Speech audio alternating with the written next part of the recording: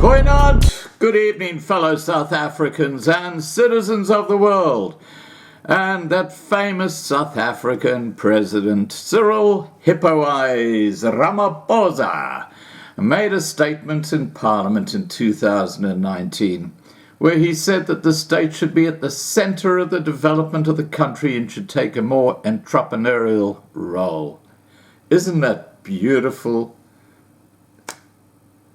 There's only one problem, though.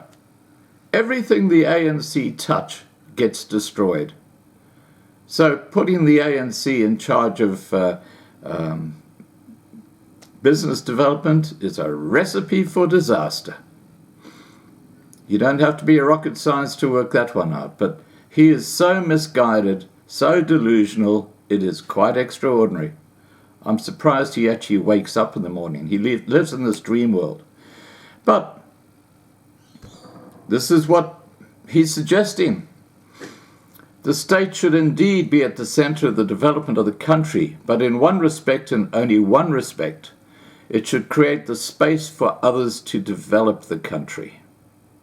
Now, that makes a lot more sense than what Ramaphosa is suggesting. There is nothing in the governance of the African National Congress in the past decade in particular that shows it has any capacity to be the center of development and entrepreneurship.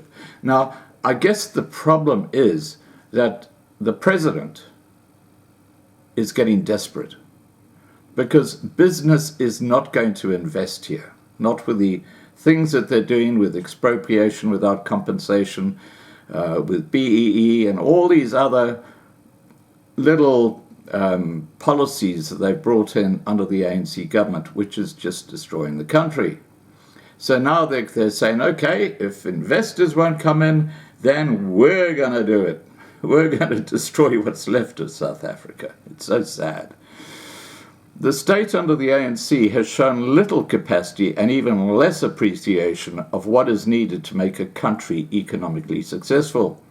None of this has been at the forefront of its collective mind. Corruption and incapacity have ultimately defined the state's role. The state in the form of the ANC has failed us as the guardians of the citizenry's well-being.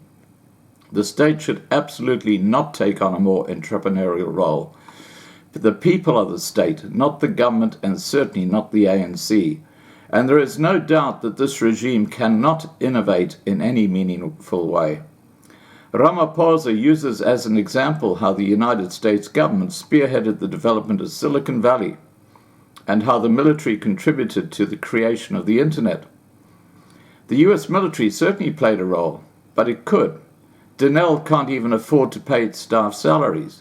Denel is South Africa's state-owned aerospace and military technology company, established in 1992. It was originally part of Arms Corps until all the manufacturing divisions were split off into Denel. Everyone who matters in the ANC current National Executive Committee was in government when the state was hollowed out. Somehow it just happened under Jacob Zuma.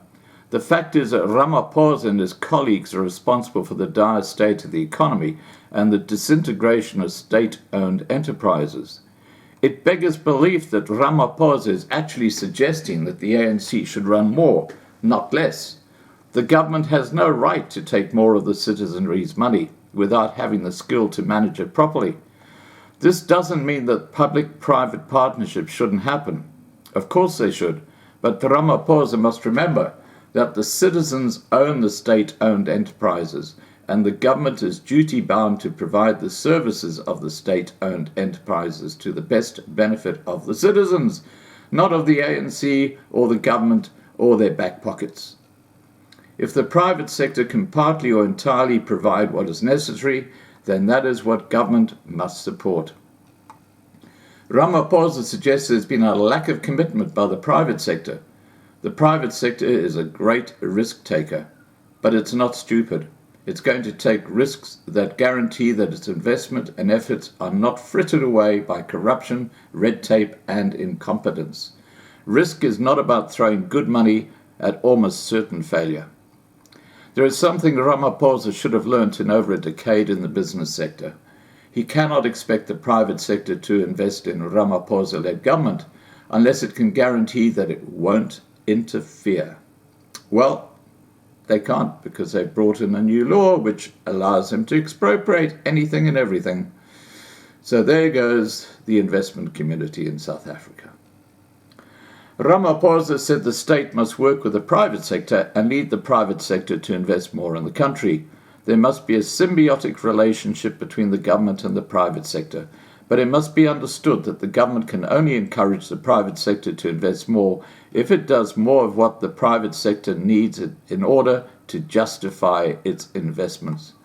Business doesn't want the state to fail. If the state fails, then so too will business. Ramaphosa needs to acknowledge that the growth of the American economy, with the private sector at its core, is what led to it becoming the most powerful nation in the world. This was not because the state appropriated for itself the chief role of invention and development. It didn't. Its role was complementary to the role played by the private sector. Free markets which drove American success is what the Chinese have done, thereby achieving their astonishing growth from poverty-stricken backwaters to the second largest economy in the world. An uncritical admirer of everything Chinese, the ANC would do well to note that 60% of that country's GDP is produced by the private sector. As for the National Development Plan, or NDP, Ramaphosa is correct. The NDP is a lodestar, not a concrete plan as such. It has currently been updated, but to what extent it will acknowledge the practical constraints of the country rather than the ANC's quaint ideological limitations is yet to be seen. So, just more evidence that Ramaphosa is living in a dream world, totally cracked off from reality. Alright guys, please remember to subscribe to be kept informed. Ring the bell for the updates. Please like this video, please share this video, and above all, stay safe. Bye for now.